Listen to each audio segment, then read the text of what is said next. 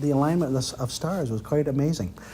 Kellogg had made this big announcement to make sure that everybody in the state of Michigan had access to community foundations and to create this opportunity for young people in philanthropy.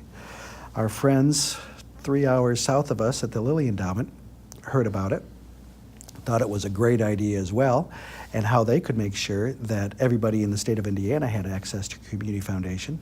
But they had a little more resources to put into it since the Lilly funds primarily in Indiana. So while we had at the time about $36 million, I think they had put about $65 or $70 million into it.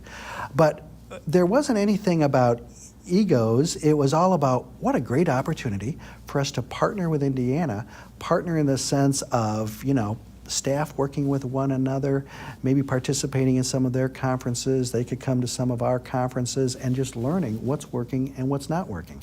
I think there are things, if you want to use the word jealousy, that Lilly was jealous of Michigan's model, and I certainly know that there were some things that Michigan was jealous of Indiana's model.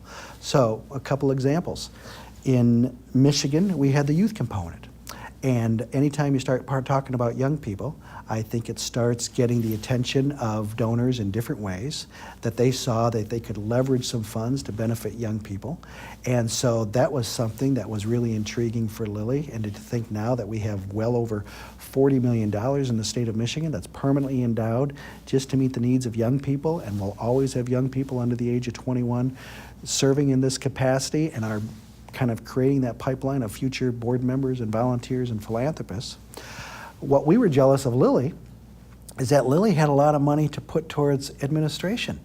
And while we were having to use some limited dollars from the Mott Foundation, which was very helpful, to hire some executive directors, what we were finding is that we were either getting volunteer executive directors, retired executive directors who only wanted to give you 20 hours a week and then spend 2 months in Florida, where with the Lilly model, they were able to hire full-time executive directors who were still kind of in their career path. And as a result of that, I think you saw the development and the launch and the takeoff of some of those community foundations a little quicker than we had here in the state of Michigan. But the stories that have come from this whole model. 20 years ago, when you read the obituaries, people were leaving their bequests to the American Cancer Society or Muscular Dystrophy Association, very worthwhile organizations, but those dollars are going to Atlanta or New York, right? What mechanism was there really for people to leave their bequests and mention something in their will to keep those dollars in the community where they were born, where they were raised, where they created their fortune? Here we have planted a seed 20 years ago in Indiana, and just 2 weeks ago, I read an article of a gentleman who died in, I can't remember the name of the community in Indiana, left a bequest of $100 million to his community foundation. Well, 20 years ago, he wouldn't have had the opportunity to leave $100 million to his local community.